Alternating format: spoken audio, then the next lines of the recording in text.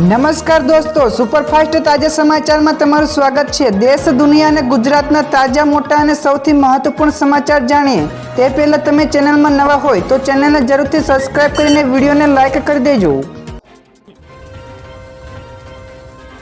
સૌથી પહેલા દોસ્તો આપણે વાત કરીએ તો ગુજરાતમાં આગામી દિવસોમાં ધબધબાટી બોલાવશે મેઘરાજા। તો હવામાન વિભાગનું વરસાદ અને વાવાઝોડાને લઈને એલર્ટ જાહેર કર્યું છે। જી હા દોસ્તો, ઉત્તર ભારતમાં સક્રિય વેસ્ટર્ન ડિસ્ટર્બન્સની અસર ગુજરાતમાં પણ અનુભવાઈ રહી છે, જેના કારણે રાજ્યના ઘણા બધા ભાગોમાં વરસાદ પડી શકે છે। તો હવામાન વિભાગે આગામી 24 કલાકમાં રાજ્યના વિવિધ સ્થળોમાં હળવાથી મધ્યમ વરસાદ અને ગાજવીજ સાથે વરસાદની આગાહી કરી છે। તો 28 જિલ્લાઓમાં વરસાદની આગાહી છે।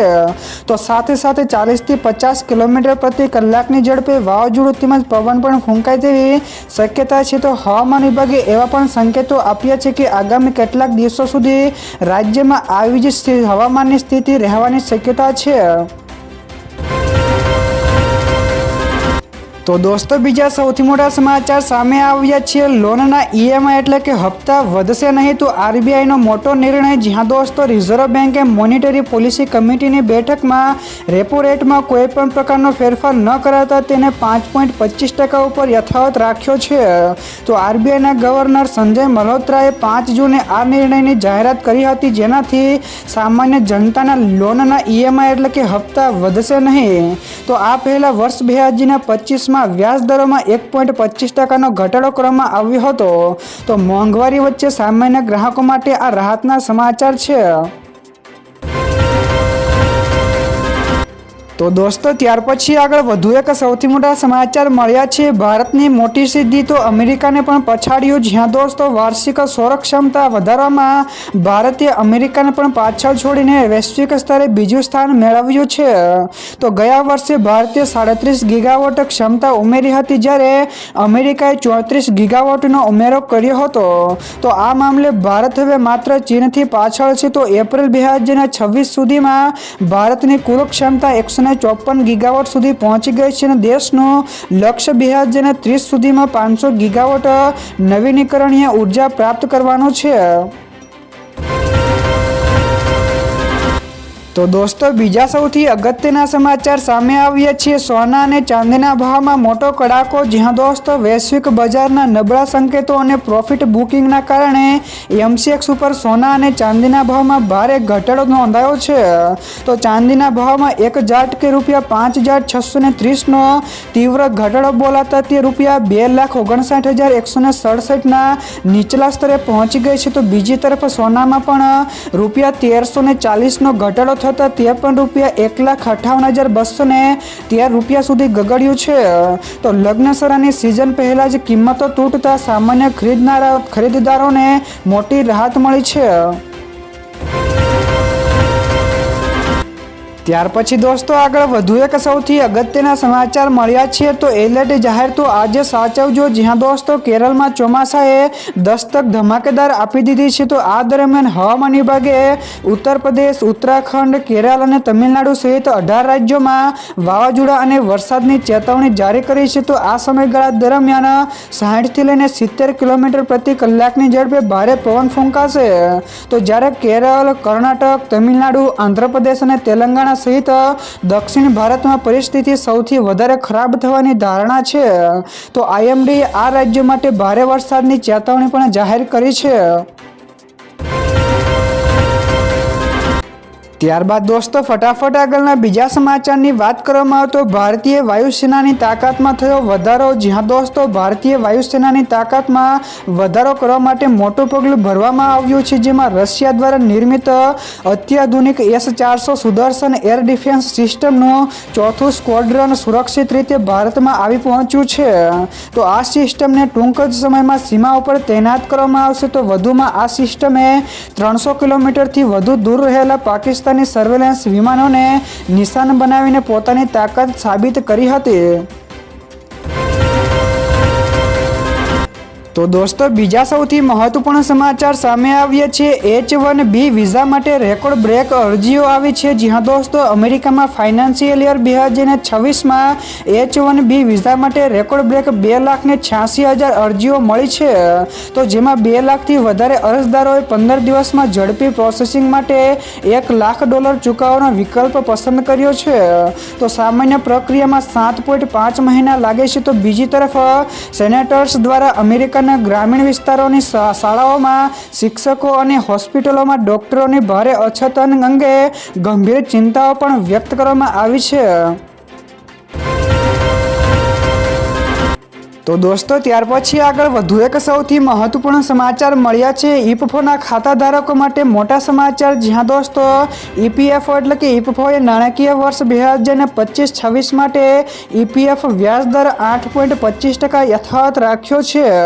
તો માર્ચ 2026માં કેન્દ્રીય ટ્રસ્ટી બોર્ડની ભલામણ ઉપર આ નિર્ણય લેવાયો હતો. તો સબસ્ક્રાઇબર્સ હવે વ્યાજ જમા થવાની રાહ પણ જોઈ રહ્યા છે. તો સરકારની અધિકૃત મંજૂરી બાદ જ વ્યાજ ખાતામાં જમા થશે. તેમજ છેલ્લા કેટલાક વર્ષોમાં આ પ્રક્રિયા ઝડપી બની છે. તો નિષ્ણાંતો અનુસાર આ વર્ષે જૂન અને જુલાઈ મહિનામાં વ્યાજ જમા થવાની સંભાવના છે.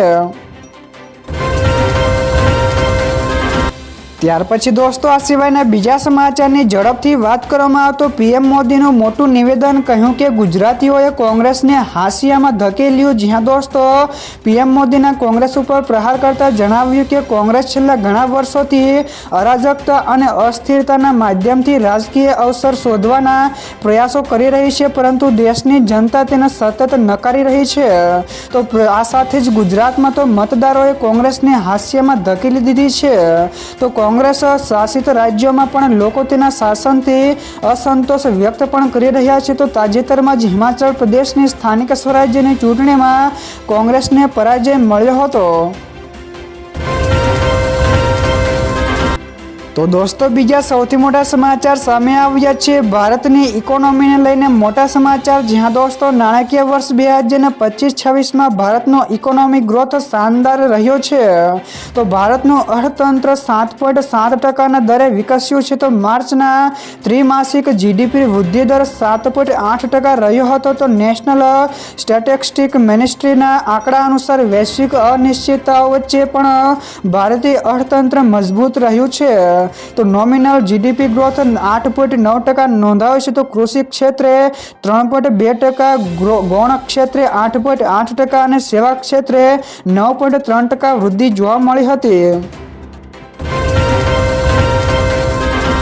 તો દોસ્તો ત્યાર પછી આગળ વધુ એક સૌથી મોટા સમાચાર મળ્યા છે. કોર્ટમાં એઆઈ એટલે કે આર્ટિફિશિયલ ઇન્ટેલિજન્સના ઉપયોગ ઉપર સુપ્રીમનો ડ્રાફ્ટ તૈયાર. જ્યાં દોસ્તો સુપ્રીમ કોર્ટે અદાલતોમાં આર્ટિફિશિયલ ઇન્ટેલિજન્સ એટલે કે એઆઈના ઉપયોગ અંગે 35 પાનાનો ડ્રાફ્ટ નિયમ જાહેર કર્યો છે. તે અનુસાર કોઈ પણ કોર્ટ માત્ર એઆઈ જનરેટેડ માહિતી કે વિશ્લેષણના આધારે ચુકાદો અથવા તો આદેશ આપી શકશે નહીં. જો કે લીગલ રિસર્ચ, કેસ મેનેજમેન્ટ અને ભાષાંતર જેવા કાર્યોમાં એઆઈનો ઉપયોગને પ્રોત્સાહન અપાશે. તો સુપ્રીમ કોર્ટે આ અંગે લોકો પાસેથી 20 જૂન સુધી અભિપ્રાય માંગ્યો છે. તો દોસ્તો બીજા સૌથી અગત્યના સમાચાર સામે આવ્યા છે ગુજરાત સરકારનો હિતેચ્છુ નિર્ણય. જ્યાં દોસ્તો ઉનાળુ વેકેશન બાદ શાળાઓ શરૂ થઈ ગઈ છે. તો તેવામાં વાલીઓ માટે સરકારે એક હિતેચ્છુ નિર્ણય લીધો છે. જેમાં ખાસ કરીને સરકારે પાઠ્યપુસ્તકોના ભાવ વધારો નહીં કરવાનો નિર્ણય કર્યો છે. તો જેની માહિતી આપતા પાઠ્યપુસ્તક બોર્ડના ચેરમેન મનુભાઈ પાવરાએ જણાવ્યું છે કે ઈરાન અને યુએસના યુદ્ધના કારણે આયાતી ચીજો ઉપર અસર થઈ છે, પણ સરકારે મોંઘવારીને ડામવા આ પુસ્તકોના ભાવ નહીં વધારવાનો નિર્ણય લઈને વાલીઓને મોટી રાહત આપી છે. ત્યાર પછી દોસ્તો આગળ વધુ એક સૌથી અગત્યના સમાચાર મળ્યા છે ધોલેરા એરપોર્ટ ઉપર વિમાનનું સફળ લેન્ડિંગ. જ્યાં દોસ્તો ધોલેરા ઇન્ટરનેશનલ એરપોર્ટ ઉપર પ્રથમ વિમાનનું સફળ લેન્ડિંગ થયું છે. તો એરપોર્ટ ઓથોરિટી ઓફ ઇન્ડિયા દ્વારા VTCNS એરક્રાફ્ટનું ટેસ્ટિંગ કરાયું છે. તો ધોલેરા સ્પેશિયલ ઇન્વેસ્ટમેન્ટ રિજનલ વિસ્તારમાં પીપળી નજીક નિર્માણાધીન ગ્રીનફિલ્ડ એરપોર્ટ ઉપર પ્રથમ વિમાનનું સફળ લેન્ડિંગ થયું છે. તો ધોલેરા એરપોર્ટ ભવિષ્યમાં ગુજરાત મહત્વપૂર્ણ હવાઈ કેન્દ્રોમાં સ્થાન મેળવી શકે છે. ત્યારબાદ દોસ્તો ફટાફટ આગળના બીજા સમાચારની વાત કરવામાં આવે તો ટ્રમ્પનું મોટું નિવેદન, કહ્યું કે ઈરાનનું નેતૃત્વ સાફ કરી દીધું. જી હા દોસ્તો, મિડલ ઈસ્ટમાં ચાલી રહેલા તણાવ વચ્ચે યુએસ રાષ્ટ્રપતિ ટ્રમ્પે દાવો કર્યો છે અને કહ્યું કે ઈરાન પાસે ના હવે નૌસેના છે તો ના હવે વાયુસેના છે, તો અમે તેમના નેતૃત્વને સાફ કરી દીધું છે. તો વધુમાં તેમણે કહ્યું છે કે ઈરાન પાસે માત્ર 159 જેટલા જહાજો છે અને તે પણ તમામ સમુદ્રના તળિયે પડેલા છે. તો સાથે જ તેમણે કહ્યું છે કે ઈરાન સાથે ફરી યુદ્ધ થાય છે અને તેઓ અમેરિકી સૈનિકોને મારે છે તો ઈરાનને અત્યાર સુધીનો સૌથી મોટો જવાબ મળી શકે છે. તો દોસ્તો બીજા સૌથી મહત્વપૂર્ણ સમાચાર સામે આવ્યા છે. એસટી નિગમમાં મોટી ભરતી. તો જીએસઆરટીસી દ્વારા ડ્રાઈવર અને કંડક્ટરની કુલ 8,917 જેટલી જગ્યાઓ માટે જાહેરાત કરવામાં આવી છે, જેમાં આજથી જ ઓનલાઈન ફોર્મ ભરવાની પ્રક્રિયા શરૂ થઈ જશે.